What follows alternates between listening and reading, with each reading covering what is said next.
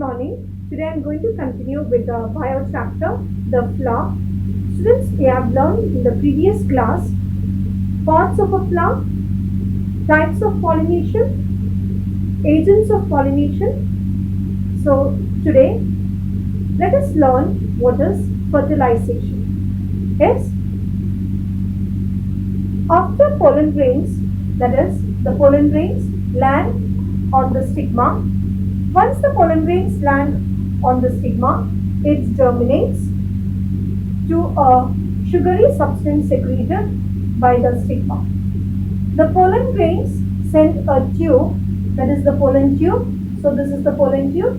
The pollen tube carries the male gamete. It passes through the style. This is the style. So it passes through the style and it reaches the ovary and then into the ovule. It reaches to the ovule. So male gametes, that is, the male gametes is released into the ovule and it fuses with the female gametes.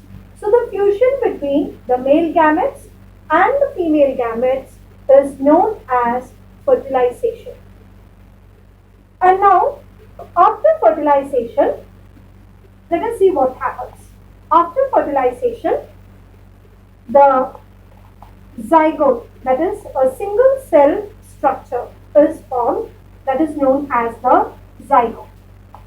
Zygote is a single cell structure that is formed after fertilization. Then the zygote undergoes further embryonic division and develops into embryo. It develops into embryo. This is about fertilization. So, the fusion between the male gametes and the female gametes is known as fertilization. So, the male gametes are carried by the pollen tube. It reaches the ovary, then it passes to the ovule. Then once the male gametes is released in the ovule, then it fuses with the female gamete. So the fusion between the male gametes with the female gamete is known as fertilization. I hope it's very clear. After fertilization, it forms a single cell structure, that is the zygote. After zygote, what happens? The zygote undergoes further embryonic division and develops into embryo. Now let us see fruit and seed. Fruit and seed. What happens after fertilization to the whorls of the flower? What happens to the whorls of a flower after fertilization? So after fertilization, the whorls of the flowers, that is except ovary, all the parts of the flower is wither off. That is, it gets separated. That is the sepal, the petal, the stamen, everything shrink and falls off. So this is what happens. This is what happens when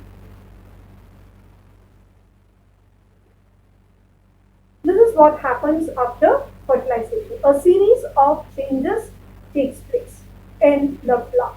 So all the parts of a flower except ovary remains. Except ovary, everything falls off. That is, the except ovary, everything falls off. That is the stamen, the sepal, the petals, everything shrink and falls off. Only the ovary remains.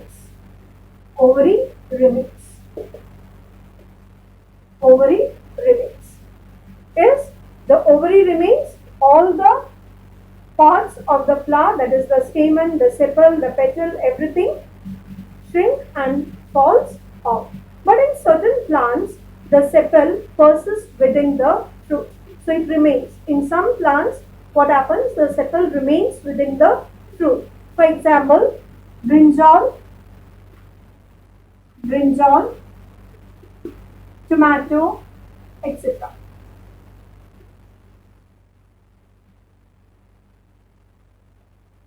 etc.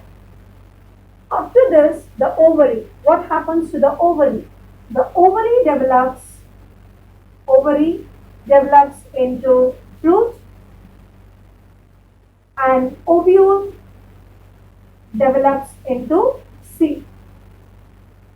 And seeds, what happens? The seeds contain the embryo. The seeds contain the embryo. The embryo develops into a baby plant.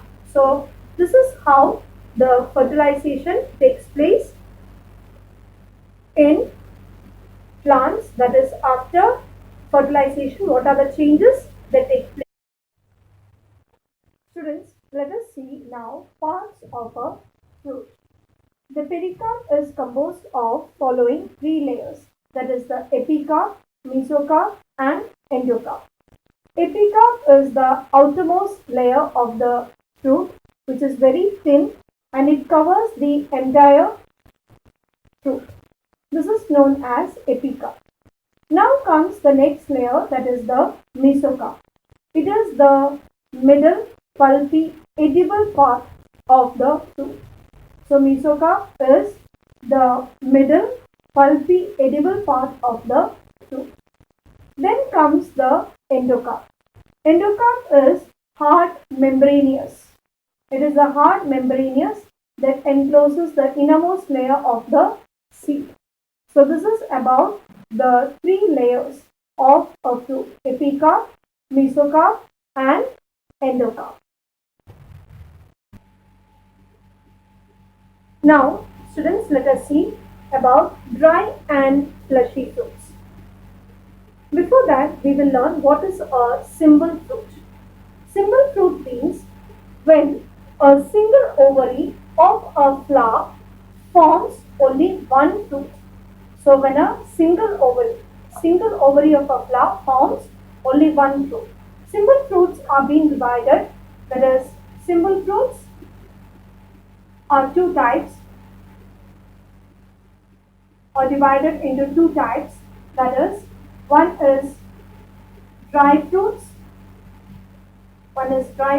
and another one is fleshy fruits.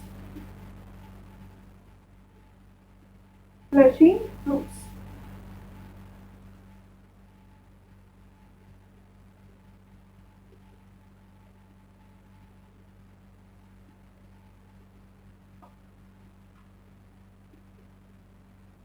Fleshy fruits.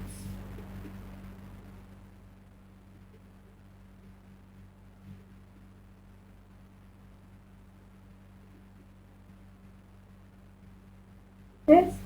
So dry fruits and fleshy fruits. Now let us have a look about dry fruits. In dry fruits, the entire pericarp becomes dry at maturity. It becomes dry at maturity, and the pericarp cannot be differentiated into epicarp, endocarp or mesocarp. So this is about the dry fruits. Example for dry fruits is walnut, green peas, etc. Or beans, pea, etc. are examples for dry fruits. Now comes the fleshy fruits. Fleshy fruits, the pericarp develops into succulent tissue. What do you mean by succulent? Succulent means it is juicy, fleshy tissues are formed. So that type of fruits are known as fleshy fruits. And the pericarp is divided into the epicarp, endocarp, mesocarp, all this. And it is very soft and fleshy in nature. So this is about fleshy fruits. So let us have a look once again. That is, symbol fruits are divided into two types, that is the dry fruits and fleshy fruits. Dry fruits, what happens is the pericarp becomes very dry at maturity and it cannot be differentiated into epicarp, mesocarp and endocarp. Whereas in fleshy fruits, the pericarp develops into succulent tissue.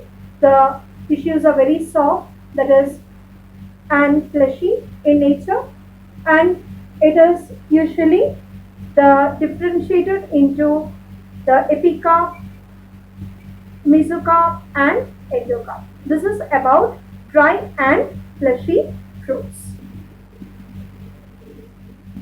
Now let us see parts of a seed. In most of the flowering plants, seeds are enclosed within the fruit. Seeds usually gives rise to the embryo, and the embryo gives rise to the baby plant, or embryo develops into baby plant upon germination. Most of the seeds have the following parts. First one is the seed coat. So you can see there are two different types of seeds. That is, one is monocot seed and another one is dicot seed. Monocot seed means it has only one cotyledon, whereas in dicot seed there are two cotyledons. These are the cotyledons. So monocot has only one cotyledon, seeds with one cotyledon, and dicot means seeds with two cotyledons. Now let us see the parts of the seeds. So you can see the seed coat. Seed coat is the outermost protective layer of the seed. It protects the internal parts of the seed. And the seeds usually absorb water through a small opening that is called the micropyle. And the embryo, you can see the embryo. Yes, embryo is also a part of a seed which develops from the zygote. The zygote contains two parts. One is the plumule and another one is the radicle. Plumule gives rise to the shoot and radicle gives rise to the root. Yes. Now let us see the cotyledons.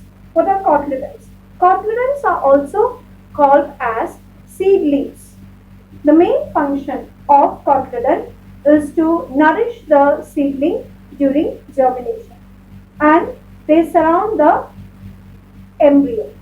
This is about the cotyledon. So cotyledons are also known as seed leaves.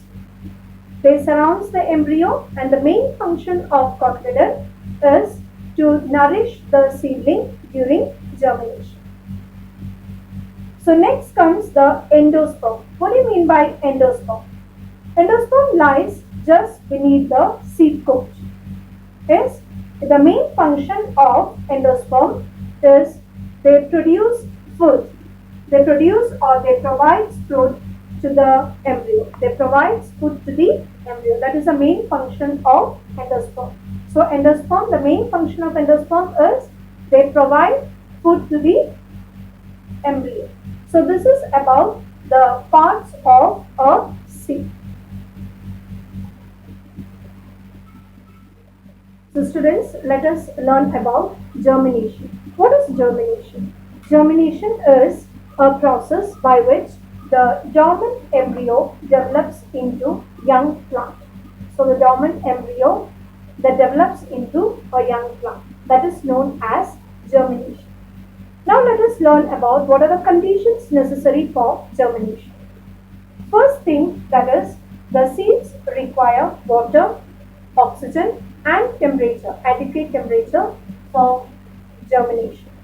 So let us see in detail about water. Water is absorbed by the seed coat. It swells up. Once it swells up, what happens? It cracks open during germination, and this gives rise to the radicle and plumule. So radicle and plumule emerge from this. So this is about water. So water is very essential for the germination of a seed. Now comes the oxygen. Seeds require oxygen to release energy from the stored food. Yes, by the process of respiration. So oxygen also plays a very important role for the germination of a seed. Next comes the temperature. The temperature at which the seed germinates varies from place to place or from seed to seed. Yes, the optimum temperature. The optimum temperature ranges for seed germination is about 10 degrees Celsius to 35 degrees Celsius. So these are the conditions necessary for germination. So with this, children, this chapter comes to an end, and thank you.